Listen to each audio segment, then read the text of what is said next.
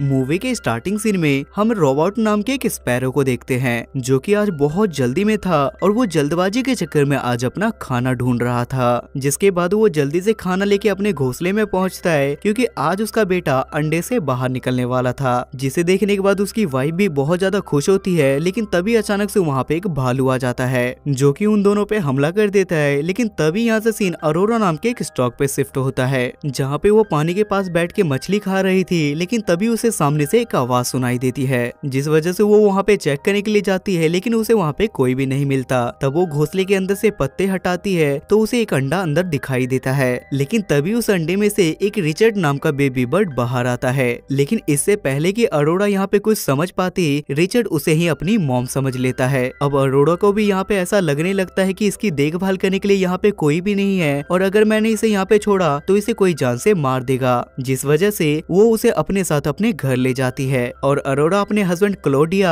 और अपने बेटे मैक्स के साथ रहती है। अब रिचर्ड को देखने के बाद क्लोडिया को काफी ज्यादा गुस्सा आता है और वो अरोरा से इसके बारे में पूछता है, जिस पे अरोरा उसे जवाब देते हुए कहती है कि अभी ये बहुत ज्यादा छोटा है और इसकी देखभाल करने के लिए कोई भी नहीं है। और अरोरा की ये सारी बातें सुनने के बाद क्लॉडियस भी इसकी बात मानने के लिए तैयार हो जाता है। अब यहाँ पे कुछ समय बीतने के बाद रिचर्ड और मैक्स भी काफी ज्यादा बड़े हो जाते हैं और दोनों साथ में खूब ज्यादा मौज मस्ती करने लगते हैं क्योंकि ये दोनों एक दूसरे को अपना भाई मानते थे। अब यहाँ पे सर्दियों का समय आने वाला था, जिस वजह से सारे स्ट्रोक यहाँ से माइग्रेट करते हुए अफ्रीका के जंगल में जाने वाले थे। तब यहाँ पे क्लाउडियस रिचर्ड को समझाते हुए कहता है कि तुम हम जैसे नहीं हो और तुम उड़ के हमारे साथ अफ्रीका नहीं जा सकते। जिसे सुनने के बाद रिचर्ड को समझ नहीं आता क्योंकि वो खुद को भी इन सभी के फैमिली का हिस्सा मानने लगा था, जिस वजह से वो काफी ज्यादा नाराज हो जाता है और वो उन सभी से कहता है कि हो ना हो मैं आप लोगों के साथ ही जाऊंगा। लेकिन अगली सुबह जब रिचर्ड की आंखें खुलती है तो उसे पता चलता है कि क्लाउडिया अपनी पूरी फैमिली को लेकर यहाँ से अफ्रीका के लिए निकल गया है। तब वहाँ से बारिश की वजह से उसकी नींद खुल जाती है और वो अफ्रीका की तरफ जाने की कोशिश करने लगता है, लेकिन मौसम ज्यादा खराब हो जाने की वजह से वो आगे बढ़ ही नहीं पाता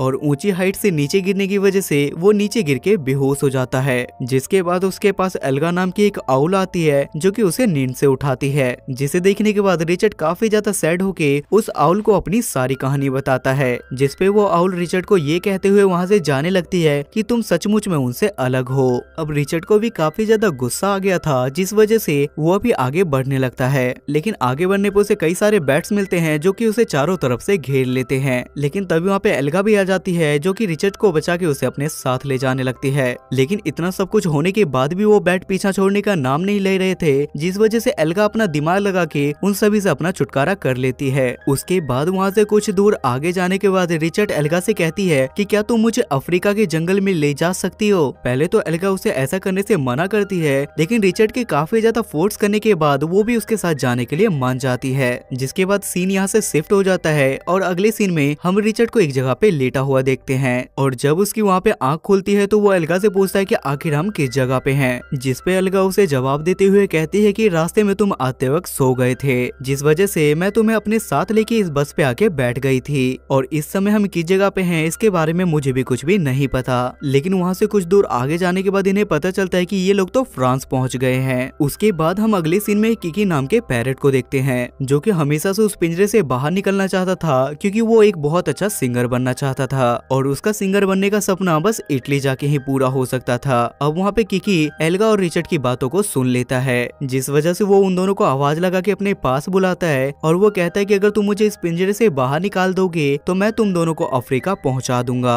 अब रिचर्ड को भी किसी तरीके से अपनी फैमिली के पास पहुंचना था, जिस वजह से वो किकी को आजाद कर देता है, लेकिन बाद में इन दोनों को पता चलता है कि किकी तो उड़ ही नहीं सकता, जिस वजह से एल्गा उसे अपने साथ लेके बाहर आ जाती है और बाहर वो उसे रास्ते में ही छोड़ देती है और उसे कहती है कि तुम्हें यहाँ से खुद उड़ के चलना होगा। लेकिन उसके बाद हम किकी को देखते हैं जिसे अपने उड़ने पे कंट्रोल नहीं था, जिस वजह से ये लोग गलती से एक ट्रेन के अंदर घुस जाते हैं। अब किकी को इसके बारे में पता चल गया था कि ये ट्रेन इटली जाने वाली है, लेकिन अपने फायदे के लिए वो इन दोनों से कह देता है कि ये ट्रेन अफ्रीका जाने वाली है और रात को जब ये दोनों सो जाते हैं तो वो चुपचाप वहाँ से बाहर भाग जाता है। अगली सुबह जब ट्रेन के अंदर टीटी आता है तो इन दोनों की वहाँ पे आंख खुलती है, जिस वजह से ये दोनों मिलके किकी को वहाँ पे ढूंढने लगते हैं। लेकिन काफी ढूंढने के बाद भी इन्हें जब किकी नहीं मिलता तो इनके पास कुछ कौवे आके बताते हैं कि तुम लोग अफ्रीका में नहीं बल्कि इटली में हो, जिस वजह से इन दोनों को काफी ज्यादा गुस्सा आने लगता है कि इन्हें किकी पे भरोसा नहीं करना चाहिए था। वहीं दूसरी तरफ हम किकी को भी देख पाते हैं जो कि एक सिंगिंग कंपटीशन में पार्टिसिपेट करने के लिए जाता है, जहाँ पे वो अपनी परफॉर्मेंस दिखाने वाला था। लेकिन थोड़ी ही देर में उसे पता चलता है कि जो गाना वो गाने वाला था उससे पहले ही उस गाने को किसी और ने गा दिया है, जिस वजह से किकी के आंखों में आंसू आने लगते हैं और वो वहाँ से जाने लगता है। जिसके बाद वो वहाँ से निकल के सीधा ओल्गा के पास जाता है। लेकिन ये देखने के बाद ओल्गा को काफी ज्यादा गुस्सा आता है क्योंकि उसने उसे धोखा दिया था, जिस वजह से वो उसे बहुत मारती है। तब यहाँ पे किकी ओल्गा से रिचर्ड के बारे में पूछता है और ये दोनों रिचर्ड को ढूंढने के लिए निकल जाते हैं। वहीं दूसरी तरफ हम रिचर्ड को भी देख पाते हैं जो कि एक समुद्र की ऊंची पहाड़ी पे चढ़ के वहाँ से समुद्र पार करने की डिसाइड करता है। लेकिन तभी वहाँ पे ये दोनों भी पहुंच जाते हैं जो कि रिचर्ड को ऐसा करने से मना करते हैं और कहते हैं कि इसमें तुम्हारी जान भी जा सकती है। लेकिन इस सब के बाद भी रिचर्ड उनकी बात नहीं मानता और वो वहाँ से छलांग लगा देता है, जिस वजह से उसका बैलेंस बिगड़ जाता है और वो वहाँ से सीधा नीचे की तरफ गिरने लगता है। लेकिन तभी वहाँ पे किकी और ओल्गा भी वहाँ से जंप लगा देते हैं और वो किसी तरीके से मिलकर रिचर्ड को लेकर वहाँ पे उड़ने लगते हैं और इसी तरीके से ये तीनों मिलके अफ्रीका के सफर के लिए निकल जाते हैं। लेकिन वहाँ से आगे बढ़ते हुए एक प्लेन से टकराने की वजह से इन तीनों का बैलेंस बिगड़ जाता है और ये लोग ऊपर से सीधा एक नीचे शिप पे जाके गिरते हैं। लेकिन वहाँ पे ओल्गा को चोट लगने की वजह से वो वहाँ पे बेहोश हो जाती है, जिस वजह से रिचर्ड काफी ज्यादा रोने लगता है क्योंकि उन दोनों को वहाँ पे ऐसा लगने लगा था कि ओल्गा यहाँ पे मर चुकी है।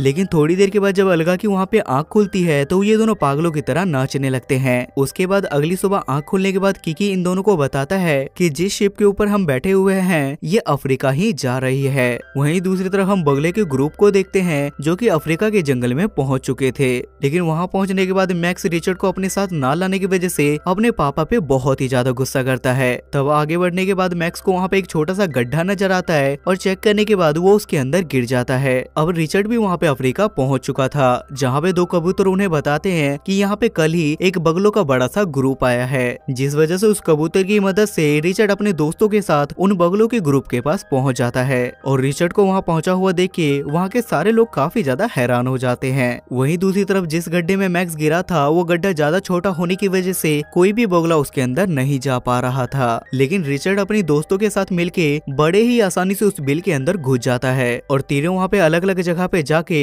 मैक्स को ढूंढने लगते हैं। आखिरकार इन्हें मैक्स मिल जाता है जो कि वहाँ पे बेहोश पड़ा था। तब रिचर्ड उसके पास जाके उसे उठाता है, लेकिन इससे पहले ये लोग वहाँ से बाहर निकलते वहाँ पे एक बड़ा सा जानवर आ जाता है, जिसके बाद ये लोग वहाँ से भागने लगते हैं। लेकिन रास्ते में रिचर्ड एक जगह पे फंस जाता है। तब वो जानवर उसे मारने ही वाला था, लेकिन तभी वहाँ पे किकी अपना डांस करके उस जानवर का ध्यान अपनी तरफ भटकाता है और इस मौके का फायदा उठा के रिचर्ड भी खुद को वहाँ से आजाद कर लेता है। तब वहाँ पे रिचर्ड सभी दोस्तों को वहाँ से बाहर निकलने के लिए कहता है और वो अकेले ही उस जानवर को सबक सिखाने का डिसाइड करता है और वो चारों तरफ से घूम के उस जानवर के बिल में उसे ही फंसा देता है और रिचर्ड किसी तरीके से अपनी जान बचाते हुए उस गुफा से बाहर निकल जाता है, जिस वजह से क्लॉडिया रिचर्ड को सॉरी बोलते हुए उसे अपने गले से लगा लेता है और वो उसे अपना बेटा मान लेता है और वो अपने पूरे मेंबर के सामने कहता है कि ये हमारे मेंबर का सबसे अहम हिस्सा है। अब रिचर्ड को भी उड़ना आ जाता है और ये लोग साथ में उड़ने लगते हैं और ये मूवी यहाँ पे खत्म हो जाती है।